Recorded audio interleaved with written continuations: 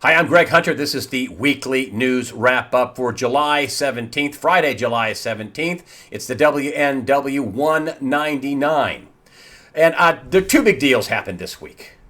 One with Iran's nuclear program and one with Greece's third bailout. And I want to characterize the Iran nuclear program deal as liars and cheats. First, the cheats, Iran. They have repeatedly cheated with their pledge to restructure or to restrict their nuclear programs. Repeatedly. Just a few months ago, the UN caught them cheating once again. Liars, the Obama administration.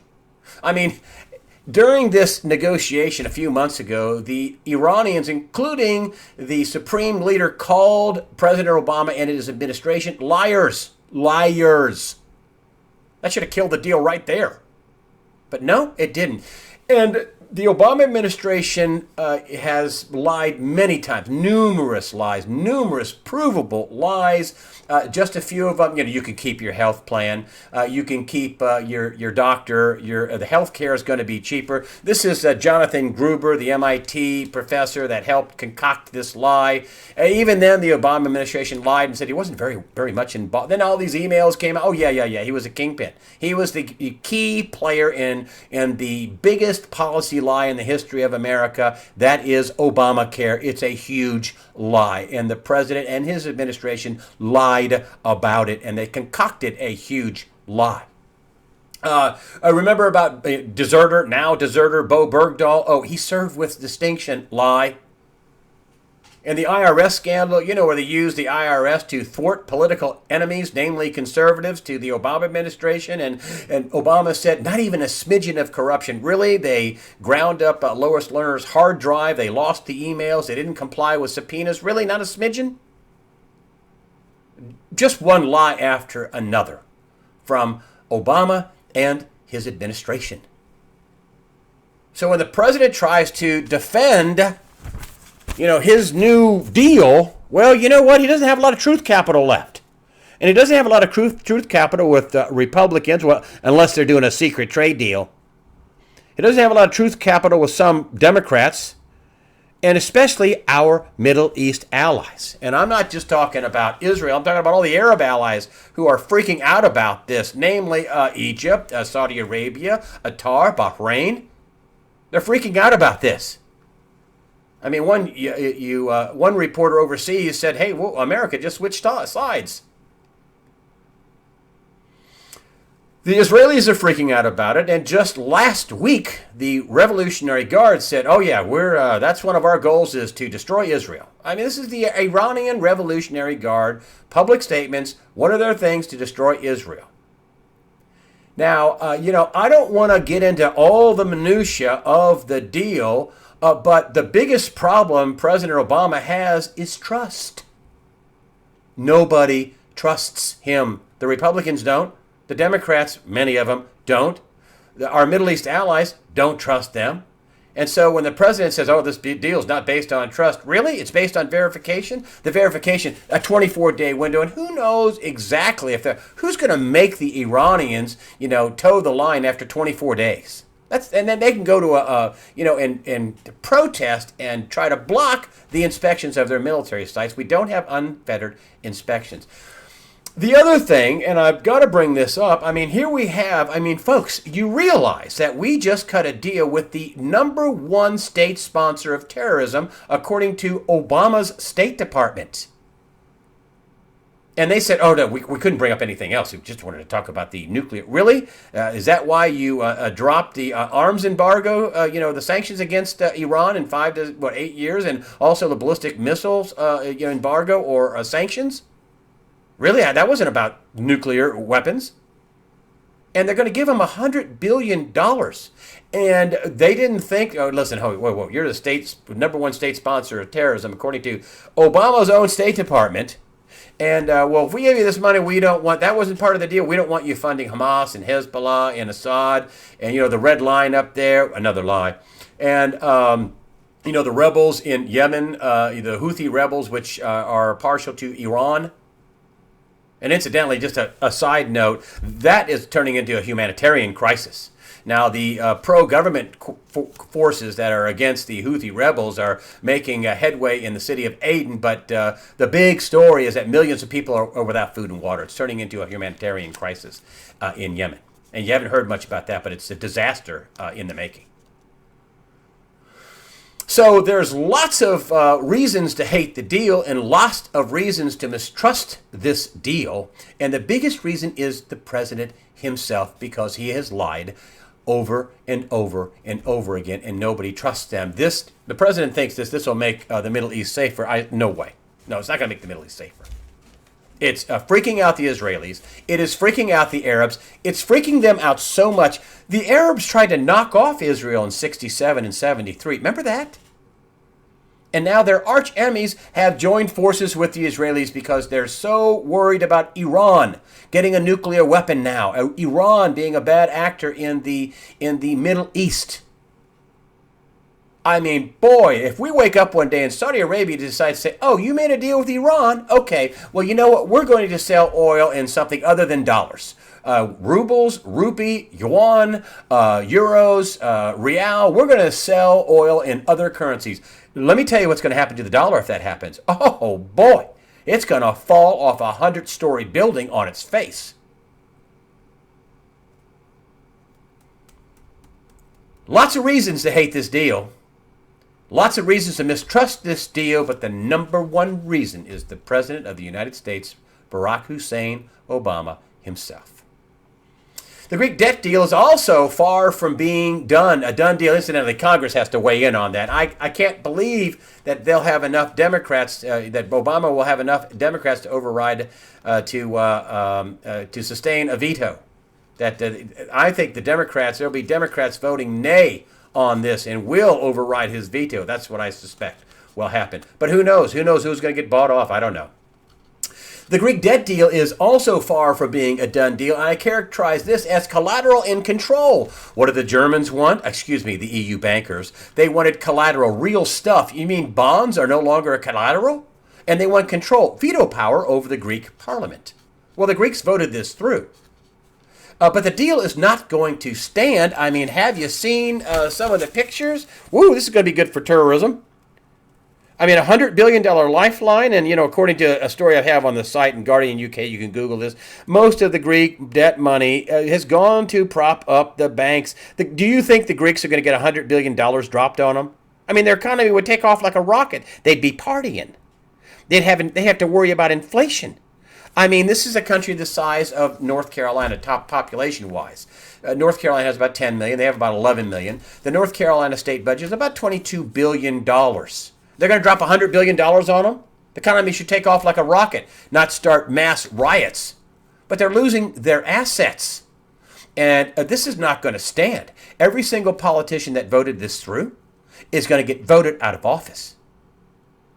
The other thing is the debt is too big. They would take them, 5 generations to pay this off if they could ever pay it off. Some people say they could never pay it off. That's why the International Monetary Fund, the IMF, says, hey, they need a debt cut. And even prominent financial experts in Germany say Greece needs a debt cut.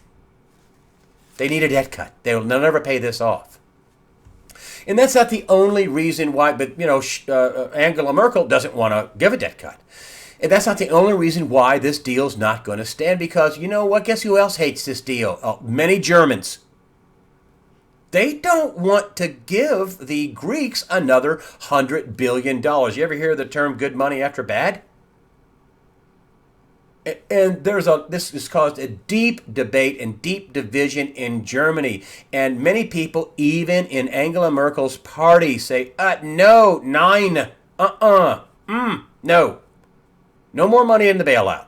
Let them leave the euro. But therein lies the problem.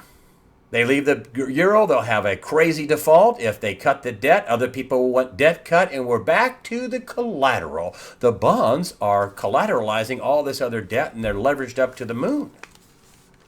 I don't see a way out of this situation other than a total collapse at some point.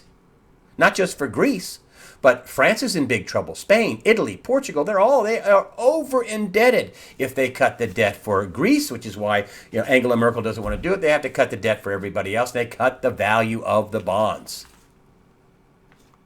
This deal is far from being a done deal, and even if it is a done deal, they're not going to pay. They don't have enough money to pay. I think the reason why they wanted this collateral is they thought, well, maybe we can go into the country and take a bunch of assets now, knowing they won't be able to pay anything back, and we'll just take all these assets on the front side. If you think that this is going to be a one-off event, this Molotov cocktail and rioting, and that's going to be great for tourism, it's totally wrong. Deal can't stand. Next up, Federal Reserve, they keep saying they're going to raise rates. How long have they been saying this? How long has Fed head Janet Yellen been saying? A couple of years? We're going to raise rates, and then the economy sucks, and they don't do it, and the economy's bad, and they don't do it. But they may be in a position where they're going to have to raise rates. And here is Yellen, who's saying that, she says that, we're going to be raising rates. That they're going to be raising rates. It's a ticking clock. This is according to USA Today. And she's testified in front of Congress this week. And she in House and Senate Finance Committees. And, she said she didn't want to wait too long, her words. And she doesn't want to wait, doesn't want to do it too soon, her words. And it's just like, what is she saying? Everybody knows the economy is weak. John Williams says that, listen, some of his stats show that we've had big contractions, and the last time we've had contractions, this big, that it's contractions in the industrial production, down by 1.4%. And he says, the last time that industrial production was this weak, the U.S. was in collapse. Now, there are many different metrics to say that the economy isn't doing well. They're selling houses like crazy, but they're doing it with no money down money. They're doing it with cheap money and no money down loans. But that's not the real economy. That's not the overall economy. The stock market's doing great. And there is the problem. The markets are crazily overvalued. And I called my friend Greg Manarino. Actually, he called me. He runs traderschoice.net. And Manarino says, listen, the Fed is worried about the markets and the bubble in the market. They're worried about it. And he says back in May 6th, back in early May, who was out saying that the market's overvalued? Yep, Janet Yellen. She tried to, take some air out of the market then. And that didn't work. And he says, I think they're going to be forced into a rate rise. Now, Greg and I have both said, Manarino and I have both said that if they raise rates, then they're going to intentionally, implode the economy. Now, of course, Yellen is saying, well, we won't raise them very, very fast. But still, if once Wall Street knows we are at the bottom of the curve and rates are going to go up, they are going to front run that trade and sell. Belgium just sold $26 billion of U.S. debt. Sold. Other people might be selling their debt if they think their U.S. is going to be raising interest rates. And what Manarino says is that, Yellen's going to be forced to raise rates to try to take some air out of the market. She tried to talk it down, but it didn't work. Now she's going to have to raise interest rates. Even though we all know the economy's weak. This is what Manarino's telling me. But yes, I think Yellen's going to be raising rates, and it could be as early as September. We shall see. Finally, I want to talk about Donald Trump, and I don't want to carry Donald Trump's water, but I know when things are unfair, and as a reporter, you want to be fair. As a journalist, you always want to be fair. Here is a little cartoon of my little liberal local rag, the Greensboro News and Record. Look close there. It says Trump. That's the TRUMP instead of the stars and rebel flag Trump, like he's some racist. Totally unfair. 100% unfair. This is the cartoons they're running. Why is the liberal left and the hard right, why are they freaking out about Donald Trump? They're scared of him.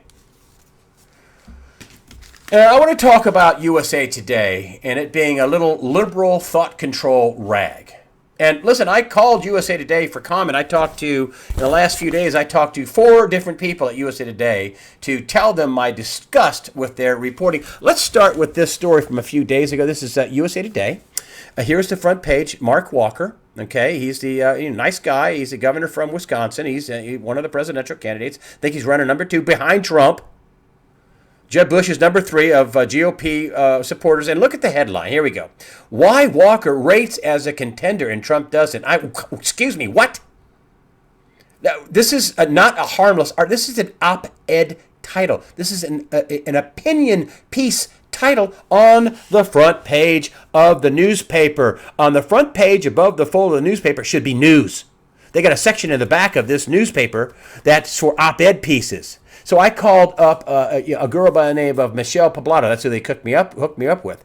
To ask her about. I said, "Hey, this is I didn't know you put op-ed pieces on the front page of your newspaper. I mean, that's so wrong. I can't tell you how it's wrong. Tell me why this isn't a piece of liberal mind control, liberal thought shaping." And she said immediately, "Look at this." And here's what I want to show you on the camera. And I got to get over here. And she says, "Oh, well, if you look at the top, no, here we go. You want to see this. And if you look at the top, here's what she says. It's marked as news analysis." Excuse me, news analysis? Oh, no. I told her, that's an op-ed piece.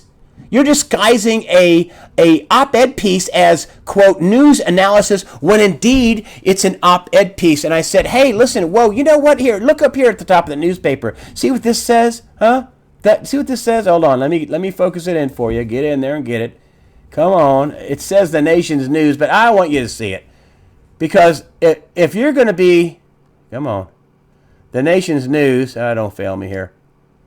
Let's get it. All right. If you're going to be the nation, maybe get better a little bit here. The nation's news. If you're going to be the nation's news, okay, then you don't put op-ed pieces on the front page trashing a candidate that you don't like, that you're afraid of. That's what they did.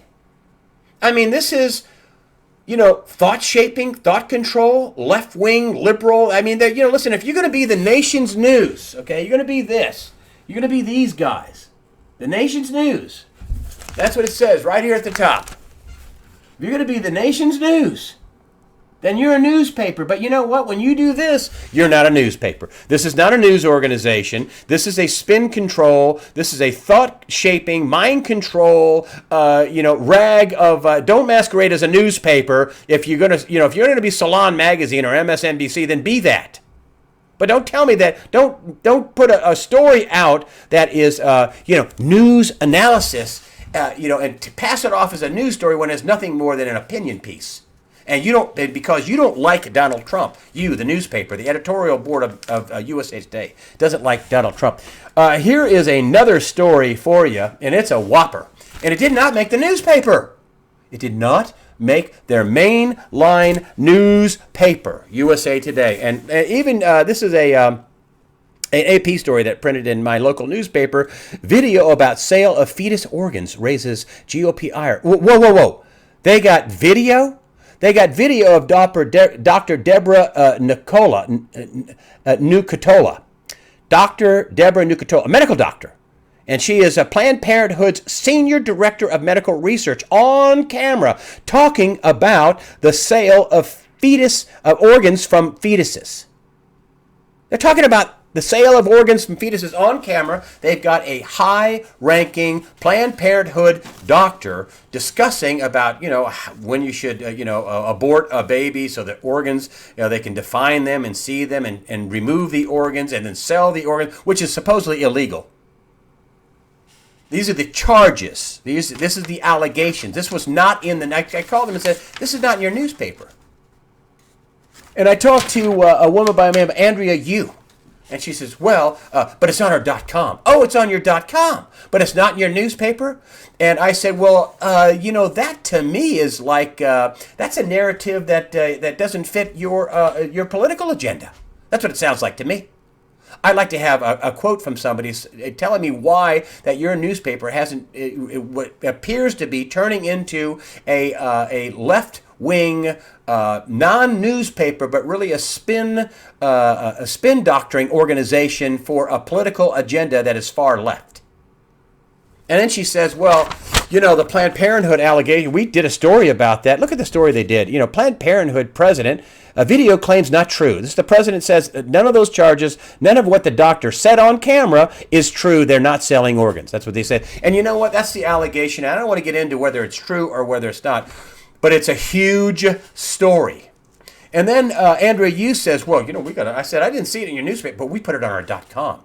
Listen, when I worked at CNN, we put a story on .com was a way to say, yeah, we covered it. But, if we really thought something up, we put it on our main line shows. We'd put it on at 6 or Anderson Cooper or at 8 or, or in the morning. We'd put it on mainline shows and put it out there. And then we do a companion piece on .com. And when somebody says to me that, oh, well, we put it on .com. Oh, you buried it, you mean. You didn't like the narrative. You didn't like this dreadful story. So you put it on .com. And then they do a story about how they're denying all these claims. Fine. Okay, that's good. That's fair. They denied the claims. But they couldn't even say in this story that they were talking about selling organs of dead fetuses. I talked to several people at USA Today to get a quote, and I said, listen, I'm going to come out and say that your newspaper appears to be a left-wing, spin-doctoring, thought-shaping, thought control organization and not a news organization. Have somebody call me and tell me why I'm wrong or give us your side. Nothing. Silent.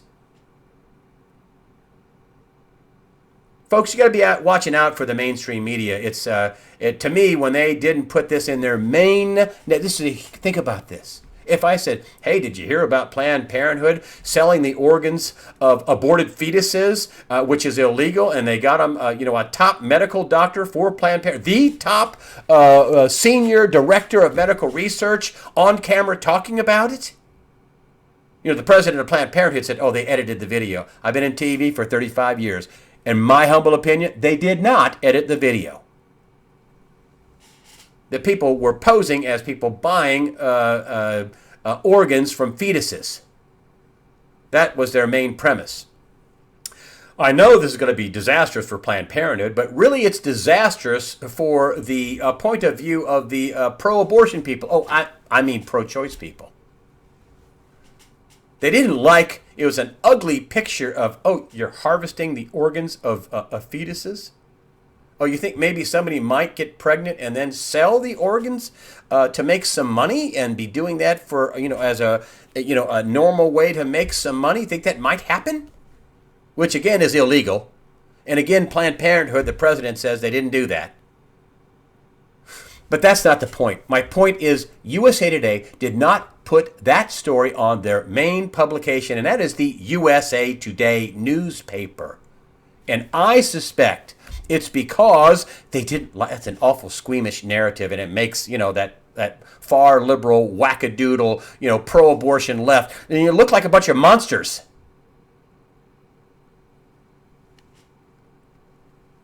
Finally, the 4 Marines that were murdered by an Islamic terrorist in Chattanooga. I don't know if the government will call it that. The president can't say Islamic and terrorism together. He can't say that, even though apparently that's what this is. And he got, this Islam Muhammad got this Twitter, and he was allegedly what they think it could be a sleeper cell that got activated.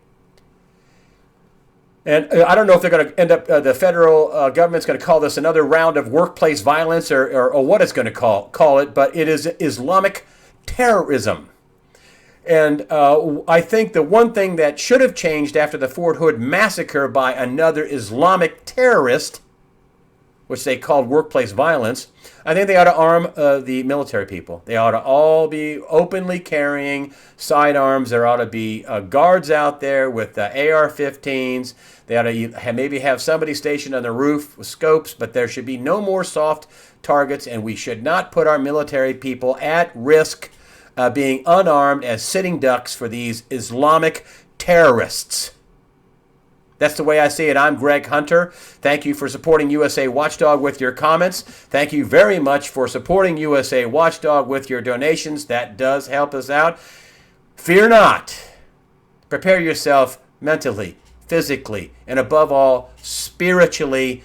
Fear not.